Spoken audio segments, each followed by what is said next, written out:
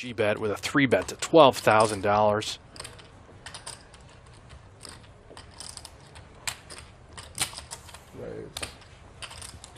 All right, guys, so I was making another Real Poker Talk video about what do you do when your family and your friends think that you're a massive degenerate, but I really want to get this hand up because it features recent podcast guest Matt Berkey and a friend of mine who's a regular on the Live at the Bike live streams and also guest on my Adelstein at the Bike show, and a guy that's been around the poker world for a long time, Garrett Adelstein, and Garrett booked a $600,000 win earlier this week. Now, this hand that took place, this isn't going to be the most strategic, in-depth hand. Even though we are wearing the Nolan Hold'em hat right now, this hand sort of is going to play itself for the most part. But they start the hand off. I think they're about $240-some thousand deep, maybe a little bit less, maybe a little bit more. And this really does tie in with a lot of recent sort of things I've talked about in videos about one hand defining your session. Sometimes you're just going to end up losing the pot and kind of wanting to drive off the bridge, because if I'm in this situation and I'm Matt Berkey and I got kings versus aces, I'm going to want to drive off the bridge. So let's take a look at the hand and let's get to let's see what happens here. Have air.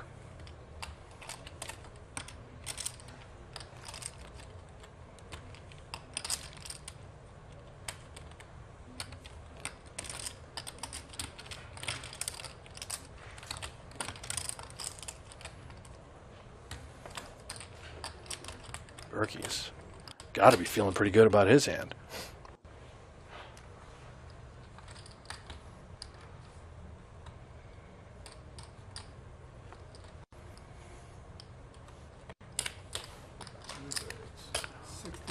A 5-bet to $62,000. You can see all those cranberries underneath Berkey. He is reloaded for a lot of chips. Now I want you guys to pay attention to the players' faces as this hand goes on, and you can see that they're going to fall more and more asleep because of how much tanking ends up taking place, mainly by Garrett, because Garrett loves taking a long time. But just watch Ben's face, watch Scott's face, and watch Bob's face. Got the kings.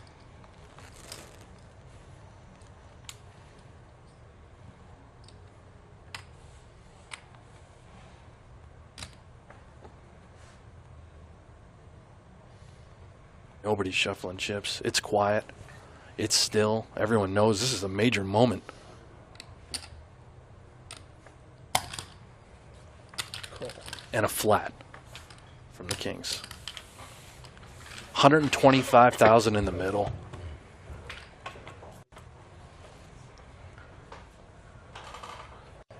Oh my. What a hand. Berkey's flopped a king.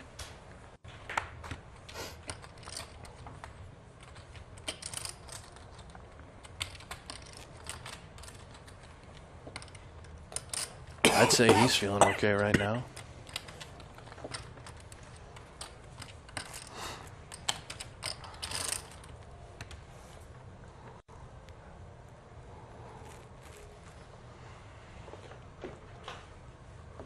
How will Garrett proceed?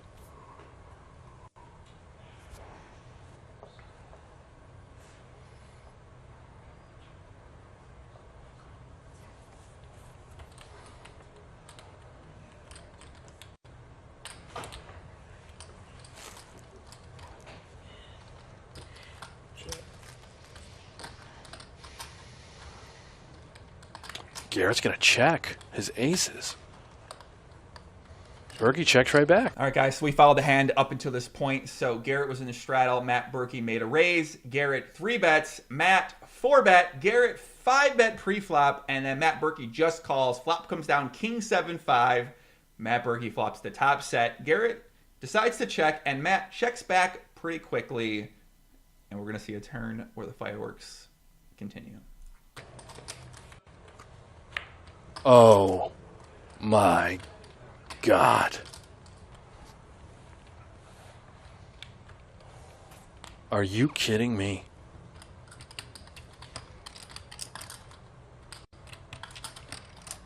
This is as cold as it gets.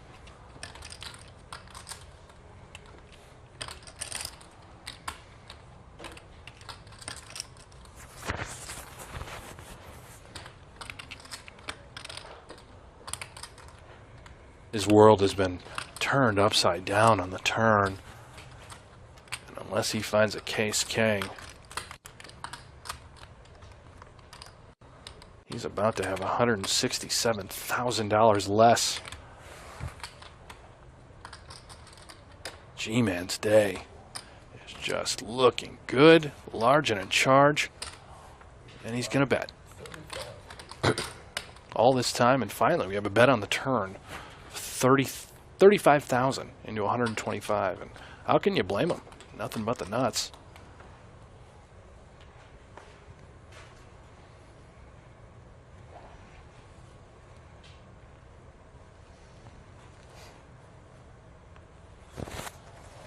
Berkey's still got to be feeling really good with his hand. Just going to call. All right, turn comes down. It's the ace of hearts. Dynamite. Set over set takes place. They still have, what, about $160-some-thousand left. Garrett thinks for a bit, decides to go with the $35,000 bet. Very, very small bet. And then Matt's got a decision. Does he raise or does he call? You know, kind of just looking at this hand, I think when you're in Garrett's spot, you say, I've got pocket aces. I have top set. My opponent check back the flop. I don't think he has a set of kings. It looks like maybe he's got ace king. You know, obviously we block the ace queen. We block ace jack, a hand like that. Would he decide to 4-bet that hand all the time? You know, we're not very sure. But it kind of looks to me like his hand might be something like queen, something like jacks. You know, for the most part.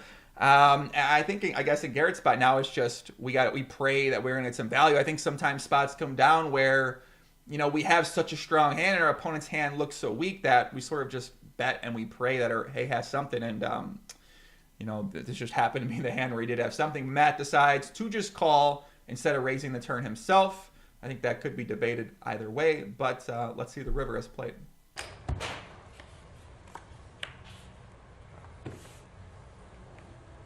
There you have it.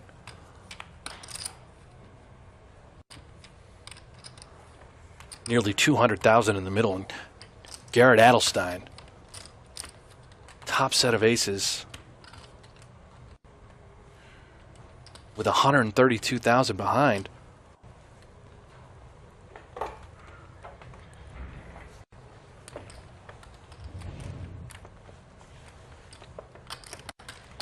I have a feeling every single one is going right in the middle.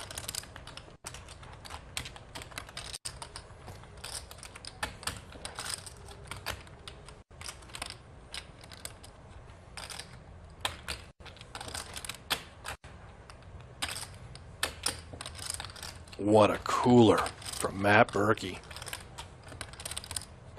90,000.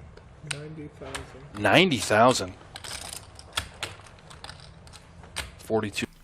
Is Bob right? Is he sleeping right here when he does this? Or is he, I can't really tell. Is he sleeping? Honestly, I'm not sure. I think he's sleeping. I highly doubt it.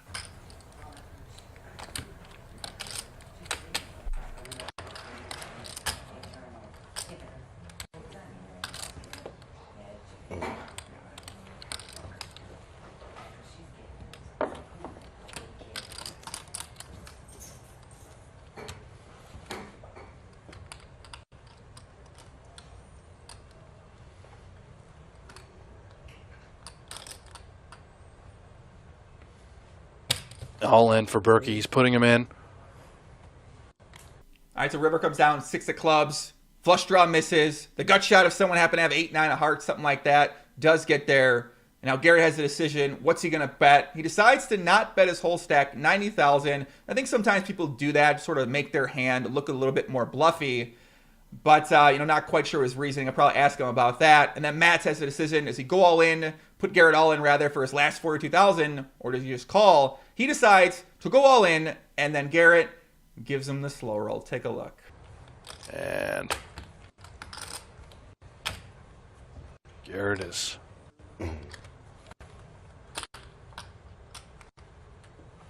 certainly not going to fold. Yeah, there it is. He's going to call. That's as cold as it gets, folks. Should just call, I guess. Berkey's declaring that should have just called. What a sick, sick pot. $460,000 pot. So, as you can see, Garrett calls, wins the $460,000 pot. Matt talks about how he maybe should have just called that river bet instead of put them all in. I think that's very debatable. And I know we got a lot of very high stakes players out there in the chat that play these stakes regularly. What would you guys do in this situation? I mean, I feel like there's no way we don't really lose it all here. Obviously, the 5-bet pre-flop does signify a lot of strength, and when your opponent does check the flop and then bets that turn and bets that river, I mean, I don't think they got a hand like a queens or like a jacks. I mean, if they had a hand like even jack 10 or something like that with some sort of hand that was 5-bet bluffing, potentially, they probably would decide to bet the flop. But I mean, things like this just happen. So now kind of takeaway is we don't want to let this hand define our session. But these hands really do define our session. Now Garrett has the momentum built up, and he decides, you know, he keeps playing well. He keeps running well in some other spots. If you watch the session, he wins $600,000. Berkey ends up losing this hand and then ends up losing other hands. He ends up down a few $100,000. So essentially, this one hand was a pretty big swing in the session for both players, and this really helped to define the session. And now when you walk away, you see Berkey, you might say, well, Berkey's fucking shit. Berkey sucks. When in reality, if this board comes out king high and then comes out 3-3, well, now Berkey's up a few $100,000. Maybe things go differently from that point on. The momentum's on his side. Garrett's maybe a little bit tilted. And our whole entire viewpoint of how Berkey played this session and how Garrett played this session shifts completely. But this one hand happens. It defines the session kind of for both players. And yeah, man, so very sick hand. Big shout out to Poker Go putting this on. Happy Thanksgiving, everybody. Much love. I got my Texas Hold'em hat on, and I'm ready to go play some Texas Hold'em. And by that, I mean I'm ready to get out of line. So much love, everybody. Take care. Adios, and peace out.